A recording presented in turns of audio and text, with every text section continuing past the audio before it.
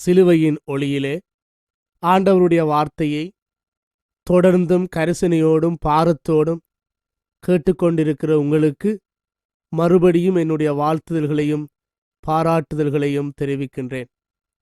கடவுள் இந்த வார்த்தைகளின் ஊடாக உங்களோடு பேசுகிறார்.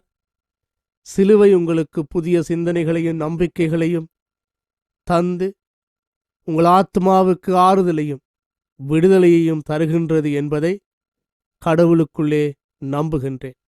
இதன் ஒளியிலே இன்றைய நாளிலே சிலுவையும் கரிசனையும் என்ற கருப்பொருளிலே உங்களோடு கூட ஆண்டவருடைய வார்த்தையை பகிர்ந்து கொள்ள விரும்புகிறேன். இதற்கு ஆதாரமாக யோவான் எழுதிய நற்செய்தி 19ஆம் அதிகாரம் 28வது வசனத்தை படிக்க விரும்புகிறேன். யோவான் 19:28.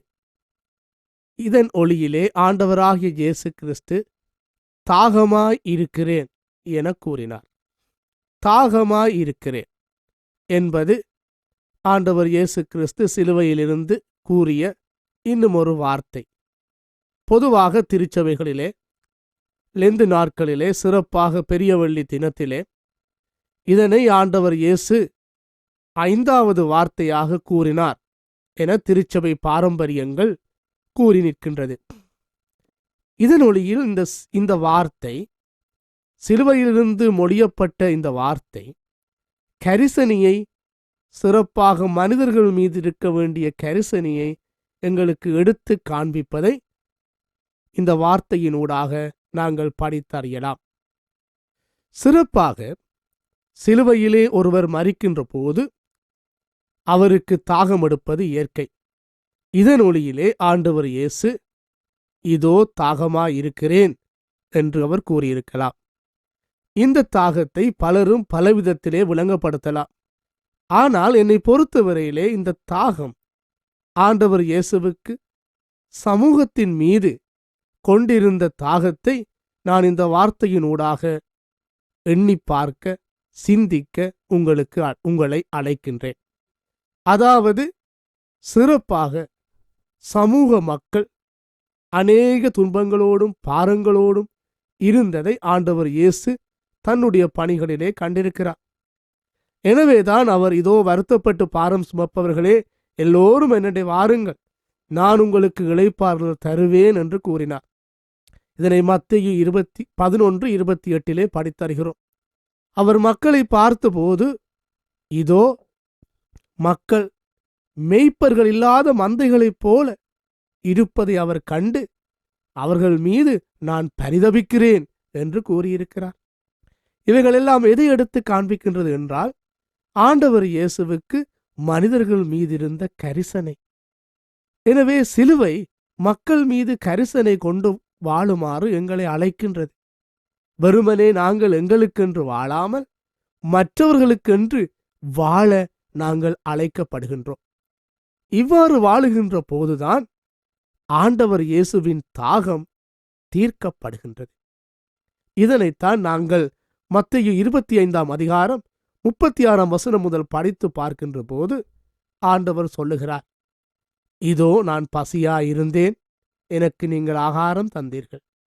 நான் தாகமாயிருந்தேன், எனக்கு தண்ணீர் தந்தீர்கள். நான் வஸ்திரம் இல்லாமல் இருந்தேன், எனக்கு ஆடை தந்தீர்கள். நான் சிறையில் இருந்தேன், நீங்கள் என்னை வந்து பார்த்தீர்கள். அப்பொழுது மக்கள் இயேசுவை பார்த்து, நீர் எப்பொழுது இப்படிப்பட்டவராக இருந்தீர் என்று கேட்டார்கள். அதற்கு அவர், இதோ இந்த சிறியரில் நீங்கள் எவைகளை இவர்களுக்குச் செய்தீர்களோ அதை எனக்கே செய்தீர்கள் என்றார். அன்பானவர்களே, பசியுள்ள ஒரு மனிதனுக்கு ஆகாரத்தை கொடுப்பதும், ஆடையில்லாமல் இருப்பவருக்கு ஆடையை கொடுப்பதும், தண்ணீர் இல்லாமல் இருப்பவருக்கு தண்ணீரை கொடுப்பதும் இயேசுவுக்கு செய்கின்ற பணிகளாக காணப்படுகின்றன.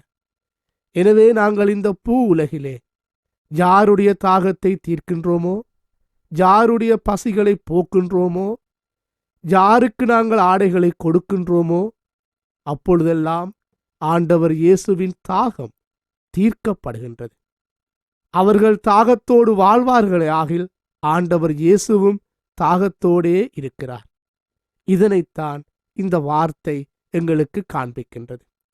எனவே சமூக பொறுப்பையும் கரிசனையையும் இந்த வார்த்தை எங்களுக்கு எடுத்து காண்பிக்கின்றது. இந்த சமூகத்திலே பல்வேறுபட்ட தேவைகளோடு வாழுகின்ற மக்களின் தேவைகளை நாங்கள் தீர்க்கின்ற போது ஆண்டவர் இயேசுவின் தாகத்தை நாங்கள் தீர்க்கின்றோம். மற்றவருடைய தேவைகள் பூர்த்தி செய்யப்படாத சூழ்நிலையில் ஆண்டவர் இயேசுவும் தாகத்தோடேயே இருக்கிறார். இதனைத்தான் ஒரு பக்தன் பின்வருமாறு சொல்லுகின்றார்: எங்கெல்லாம் ஆலயங்கள், கல்வி சாலைகள், வைத்திய சாலைகள் காணப்படுகின்றதோ நீங்கள் மறந்து விடாதிருங்கள். அந்த ஆலயங்களினதும் கல்வி சாலைகளினதும் வைத்திய சாலைகளினதும் அத்திபாரத்தின் அடியிலே ஒருவர் உறங்கிக் கொண்டிருக்கிறார். அவருடைய தியாகத்தின் பேரினாலே தான் இந்த கட்டடங்கள் எழுந்துள்ளன என்பதை நீங்கள் மறந்து விடாதிருங்கள் என்று சொல்லுகிறார். எனவே ஆலயங்கள், வைத்தியசாலைகள், பாடசாலைகள் போன்றவைகள் காணப்படுகின்ற இடங்களிலே, அதன் அத்திபாரத்தின் அடியிலே ஒரு தியாகியினுடைய தியாகச் செயலின் விளைவாகவே இவைகள் உருவாக்கப்பட்டிருக்கின்றன என்பதை நீங்கள் மறந்து விடாதிருங்கள் என்பதை அந்த பக்தன் கூறுகின்றார். இவ்வாறாக சமூகத்திற்கு எங்களால் முடிந்தவைகளை நாங்கள் செய்கின்ற போது ஆண்டவர் இயேசுவினுடைய தாகத்தை நாங்கள் தீர்க்க முற்படுகிறோம். நாங்கள் வாழுகின்ற இந்த உலகிலே பல்வேறுபட்ட மக்கள் இன்றும் பல்வேறுபட்ட தேவைகளோடு வாழ்ந்து கொண்டிருப்பதை நாங்கள் உணர்ந்து கொண்டிருக்கின்றோம். நான் 2009 ஆண்டிலே பங்குனி மாதத்திலே வவுனியா பகுதியில் காணப்பட்ட முகாமுக்குள்ளே சென்றிருந்தேன். யுத்தத்தினாலே பாதிக்கப்பட்டு பல்வேறுபட்ட துன்ப துயர அனுபவங்களோடு மக்கள் அந்த முகாமுக்குள்ளே கடந்து வந்து கொண்டிருந்தார்கள். அந்த முகாமிலே 17 வயது நிரம்பிய ஒரு வாலிபனை சந்தித்தேன். அவன் ஒரு மூலையிலே இருந்து அழுது கொண்டிருந்தான். அவன் அழுவதை பார்த்து அவனோடு பேசுவதற்கும் அவனுக்கு உதவி செய்வதற்கும் அந்த இடத்திலே நான் சென்றிருந்தேன். அப்பொழுது அந்த வாலிபன் என்னை பார்த்து, ஐயா, என்னுடன் பேசுவதற்கு நீங்கள் ஆயத்தமா என்று கேட்டான். அந்த கேள்வி எனக்கு ஆச்சரியத்தை ஏற்படுத்தியது. ஆம் தம்பி, நான் உங்களுடன் பேசுவதற்கு ஆயத்தப்படுகிறேன் என்று கூறினேன். என்னை அழைத்து சென்று ஒரு கற்குவியல்கள் உள்ள பகுதியிலே தன்னுடன் பேசுமாறு, அதிலே அமர்ந்திருக்குமாறும் அவன் கேட்டுக்கொண்டான். அவ்வாறாக நானும் செய்து கொண்டேன். அப்பொழுது அவன் என்னை பார்த்து சொன்னான், ஐயா, நான் கிளிநொச்சி பகுதியை சார்ந்த ஒரு வாலிபன். எனக்கு 4 சகோதரர்கள் இருந்தார்கள். 2 தங்கச்சி, 2 தம்பிமார், அம்மா, அப்பா. நாங்கள் எல்லோருமாக கிளிநொச்சி பகுதியிலே வாழ்ந்து கொண்டிருந்தோம். அப்பொழுது நாங்கள் இந்த யுத்தத்தின் விளைவாக பதுங்கு குழிகளுக்குள்ளே ஒளிந்து கொண்டிருந்தோம். அவ்வாறு ஒளிந்து கொண்டிருக்கின்ற சந்தர்ப்பத்திலே 2-3 நாட்கள் சென்றதன் பின்னர் என்னுடைய தந்தை என்னை நோக்கி, மகனே, நீ வெளியிலே சென்று உன்னுடைய சகோதரர்களுக்கும் எங்களுக்கும் வேண்டிய ஆகாரத்தை பெற்று தருமாறு என்னை பார்த்து கேட்டார். நாங்கள் பசியிலே மிகவும் நிறைந்தவர்களாக இருந்தபடியினாலே அந்த பதுங்கு குழியை விட்டு வெளியிலே வந்து நான் ஓடிச் சென்று கடைகள் உள்ள பகுதியை நோக்கி பார்த்தேன். கடைகள் எல்லாமே மூடப்பட்டிருந்தன, எல்லாமே அடைக்கப்பட்டிருந்தன. அங்குமிங்குமாக ஓடிச் சென்று பார்த்தேன். உணவை பெற்றுக்கொள்வதற்கு எந்த இடமும் ஆயத்தமாக இல்லை. எனவே நான் பல மணி நேரங்களின் பின்னர் மறுபடியுமாக பதுங்கு குழியை நோக்கி ஓடி வந்தேன். அப்பொழுது அதிர்ச்சியான செய்தி எனக்கு காத்திருந்தது. என்னவென்றால், அங்கே பதுங்கு குழிகளுக்கு மேலே போடப்பட்ட குண்டுகளின் நிமித்தமாக என்னுடைய பெற்றோரும் சகோதர சகோதரிகளும் கண்டதுண்டமாக அங்கு வெட்டப்பட்டு குற்றுயிர்களாக காணப்பட்டனர். இவர்களை வைத்தியசாலைக்கு கொண்டு செல்லுகின்ற வாகன வசதிகள் இல்லை. எனவே என்ன செய்வதென்று எனக்கு தெரியவில்லை. இதன் மட்டில் அருகில் இருந்த மண்வெட்டியை எடுத்து பதுங்கு குழிகளுக்குள் அவர்கள் எல்லோரையும் துடிக்க துடிக்க குற்றுயிராக புதைத்துவிட்டு என் உயிரை காப்பாற்றுவதற்காக ஓடி வந்து இந்த முகாமுக்குள்ளே தஞ்சம் புகுந்துள்ளேன். என்றாலும் ஐயா, ஒவ்வொரு நாள் காலை வேளையிலே நான் எழுகின்ற போதும், நான் படுக்கைக்கு செல்லுகின்ற போதும், என்னுடைய பெற்றோரும் என்னுடைய சகோதர சகோதரிகளும் என்னை பார்த்து, வாழ வேண்டிய எங்களை நீ உயிரோடு ஏன் குற்றுயிராக புதைத்தாய்? நாங்கள் வாழ விரும்புகிறோம். நாங்கள் வாழ விரும்புகிற வழியிலே, வாழ்க்கைக்காக போராடுகின்ற வழியிலே ஏன் எங்களை குற்றுயிராக நீ புதைத்தாய் என்ற கேள்வி என்னை நோக்கி எழுப்பப்படுகிறது. இந்த கேள்வி வருகின்ற போதெல்லாம் நான் கண்டதுண்டமாக எனக்குள்ளே உடைகின்றேன், வேதனைப்படுகிறேன். என்னை ஆறுதல் படுத்த யாரும் இல்லை. தற்கொலை செய்ய வேண்டும் என தூண்டப்படுகின்றது. ஐயா, எனக்கு ஆறுதல் வேண்டும். எனக்கு பொருள் தேவையில்லை, எனக்கு தேவையானது ஆறுதல் என்று அழுது அழுது தன்னுடைய அனுபவத்தை அவன் பகிர்ந்து கொண்டான். அன்பானவர்களே, இன்றைய சமூகத்திலே கரிசனை உள்ளவர்களாக வாழ ஆண்டவர் எங்களை அழைக்கிறார். அந்த சிறுவன், அந்த வாலிபன் ஆறுதலுக்காக அலைகின்றான். அவனைப் போல எத்தனையோ வாலிபர்கள், எத்தனையோ உள்ளங்கள் ஆறுதல் இல்லாமல் அலைகின்றார்கள். எனவே இந்த மக்களுக்குரிய ஆறுதல்களை நாங்கள் வழங்குகின்ற போது ஆண்டவர் இயேசுவின் தாகத்தை நாங்கள் குறைக்கின்றோம். இந்த மக்கள் இன்னும் ஆறுதல் இல்லாமல் இவர்கள் வாழ்வார்களே, ஆனால் ஆண்டவர் இயேசுவும் ஆறுதலற்றவராக அவர் காணப்படுகிறார். எனவே ஆறுதலற்ற இந்த மக்களுக்கு நாங்கள் ஆறுதலை கொடுக்கின்ற போது ஆண்டவர் இயேசுவின் பொருட்டு ஆறுதலை வழங்குகின்ற மக்களாக நாங்கள் மாறுகின்றோம். கொடிய யுத்தம் நடைபெற்றுக் கொண்டிருக்கின்ற வேளையில் இன்னும் ஒரு சம்பவத்தை அனுபவித்த என்னுடைய நண்பனின் அனுபவத்தை உங்களோடு பகிர்ந்து கொள்ள விரும்புகிறேன். சிறப்பாக கொடிய யுத்தங்கள் நடைபெற்றுக் கொண்டிருக்கின்ற போது ஓர் குடும்பத்திலே தந்தை தாயையும் இழந்த 3 பிள்ளைகள்.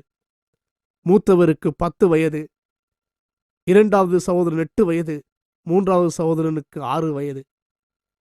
இந்த 3 சகோதரர்களும் தந்தையும் தாயையும் இழந்த பின்னர் நடுத்தெருவிலே நிற்கதியாக இருக்கிறார்கள். இவர்களுக்கு உணவு இல்லாத ஒரு சூழல், எங்கு செல்வதென்றொரு தெரியாத சூழல். இத்தகைய சூழலிலே அங்கு உணவு வழங்குவதற்காக நீண்டதொரு வரிசையிலே மக்கள் காத்திருந்தார்கள்.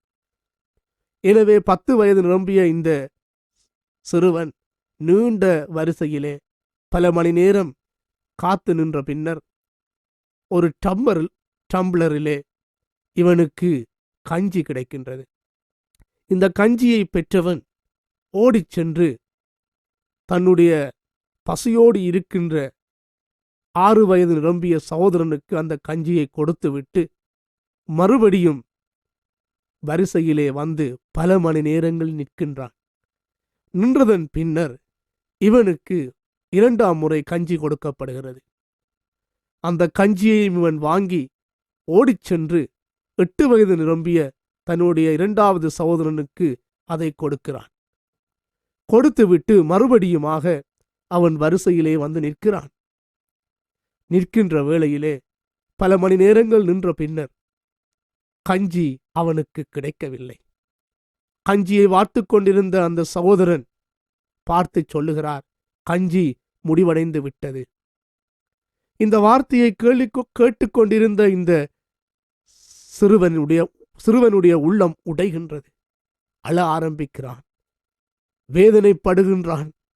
அப்பொழுது அந்த அதிகாரி இவனை பார்த்து, தம்பி, நான் உன்னை பார்த்து கொண்டிருந்தேனப்பா. நீ 2 தரம் கஞ்சி வாங்கியிருந்த, 3ஆம் தரம் வாங்க வந்த வேளையில தானே கஞ்சி இல்லாமல் போனது, பின்னே அழுகிற என்று கேட்டார். அப்பொழுது அந்த சிறுவன் அந்த அதிகாரியை பார்த்து, ஐயா, ஆமாம், இது 3ஆம் முறைதான். பசியோடு இருக்கின்ற 2 சகோதரர்களுக்காக நான் கஞ்சி வாங்கினேன். 3 நாட்கள் அவர்கள் எதையுமே சாப்பிடவில்லை. அதன் காரணமாக இந்த கஞ்சியை அவர்களுக்கையா கொண்டு சென்று கொடுத்து விட்டேன். என்னுடைய பசியை போக்குவதற்காக நான் இப்பொழுது வந்து இந்த வரிசையிலே நீண்ட நேரம் நின்றிருந்தேன்.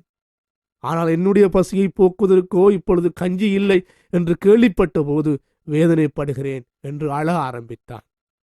அன்பானவர்களே, இவைகள் கதைகள் அல்ல, எங்கள் தேசங்களிலே நிஜங்களாக நடைபெறுபவைகள், அனுபவங்கள்.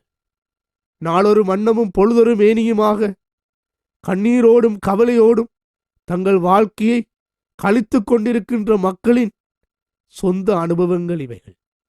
எனவே இப்பேற்பட்ட மக்களின் மீது கரிசனையை செலுத்துமாறு ஆண்டவர் எங்களை அழைக்கிறார். சிலுவை எங்களை அழைக்கின்றது. இந்த மக்களின் கரிசனைகள், இந்த மக்களின் தாகங்கள், இந்த மக்களினுடைய தேவைகள் எப்பொழுது நீக்கப்படுகின்றதோ அப்பொழுது ஆண்டவரின் தாகங்களும் நீக்கப்படுகின்றன. இந்த மக்களுடைய தேவைகள், இந்த மக்களினுடைய உணர்வுகள், இந்த மக்களுடைய வேண்டுதல்கள் எப்பொழுது நிறைவு செய்யப்படவில்லையோ அப்பொழுது எங்கள் ஆண்டவர் ஆகிய இயேசு கிறிஸ்துவும், இதோ நான் பசியாயிருக்கிறேன், இதோ நான் தாகமாயிருக்கிறேன், இதோ நான் ஆடையின்றி இருக்கிறேன், இதோ நான் சிறையில் இருக்கிறேன், இதோ நான் உணவுக்காக காத்திருக்கிறேன், யார் என்னுடைய தேவைகளை சந்திப்பார்கள் என்ற அவலக்குரல்களோடு ஆண்டவர் காத்திருக்கிறார். எனவே அன்பானவர்களே, சிலுவை தருகின்ற கரிசனையின் செய்தி அதுதான். சமூகத்தின் மீதும், தேவையுள்ளோர் மீதும், பாரங்களுள்ளோர் மீதும் கரிசனையை செலுத்துமாறு சிலுவை எங்களை அழைக்கின்றது. ஆண்டவர் இயேசு இந்த பூமியிலே வாழ்ந்தபோது எவ்வாறு மக்கள் மீது கரிசனை செலுத்தினாரோ, இதோ மக்களை பார்த்து நான் பரிதபிக்கிறேன் என்று கூறினாரோ, அதே கூற்றினை ஆண்டவர் இன்றும் கூறுகிறார். எனவே அவருடைய கைகளாகவும் கால்களாகவும் நாங்கள் மாற வேண்டும். அவர்களுடைய இயேசுவின் கரங்களாக நாங்கள் சென்று மக்களுக்கு உதவி செய்ய வேண்டும். சமாதானத்தை புரிவதற்காக, ஏற்படுத்துவதற்காக ஓடிச் செல்லுகின்ற கால்களாக நாங்கள் மாற வேண்டும். எனவே இத்தகைய கரிசனையை மக்கள் மீது கொடுக்குமாறு சிலுவை எங்களை அழைக்கின்றது. ஜெபம் செய்வோமாக. இதோ வருத்தப்பட்டு பாரம் சுமப்பவர்களே, எல்லோரும் என்னுடைய வாருங்கள், நான் உங்களுக்கு இளைப்பாறுதல் தருவேன் என உரைத்த கடவுளே, தேவனே, சிறப்பாக சமூகத்திலே பாரத்தோடும் கண்ணீரோடும் கவலையோடும் கூக்குரலோடும் வாழுகின்ற ஒவ்வொரு மக்களையும் அது கரங்களிலே வைக்கிறோம். இவர்கள் மீது கரிசனை செலுத்துமாறு நீர் எங்களுக்கு பொறுப்பை தந்திருக்கிறீரே, உமக்கு நன்றி. சிலுவையிலே நீர் கரிசனை உள்ளவராக நீர் இருந்தீர். மற்ற மக்கள் மீது நீர் கொண்டிருந்த கரிசனைக்காகவே சிலுவைக்கு சென்றிருந்தீர். ஆண்டவரே, இன்றும் எங்கள் சமூகத்திலே பொருளாதார, அரசியல், மத, சமூக, கலாச்சார ரீதிகளினால் மற்றும் ஏனைய ரீதிகளினாலே தேவைகளோடும் பாரங்களோடும் இருக்கிற ஒவ்வொரு மக்கள் மீதும் கரிசனையை எங்களுக்கு தாரும். அவர்களுக்கு சேவை செய்ய எங்கள் கரங்களையும் கால்களையும் தூண்டி அருளும் ஆண்டவரே. சிலுவை தருகின்ற இந்த சவால் நிறைந்த செய்தியை ஏற்று இதற்கென்று வாழ உதவி செய்யும். உம்முடைய தாகத்தை தீர்க்க எங்களுக்கு உதவி செய்யும். இயேசுவின் மூலம் ஜெபிக்கிறோம் பிதாவே, ஆமென்.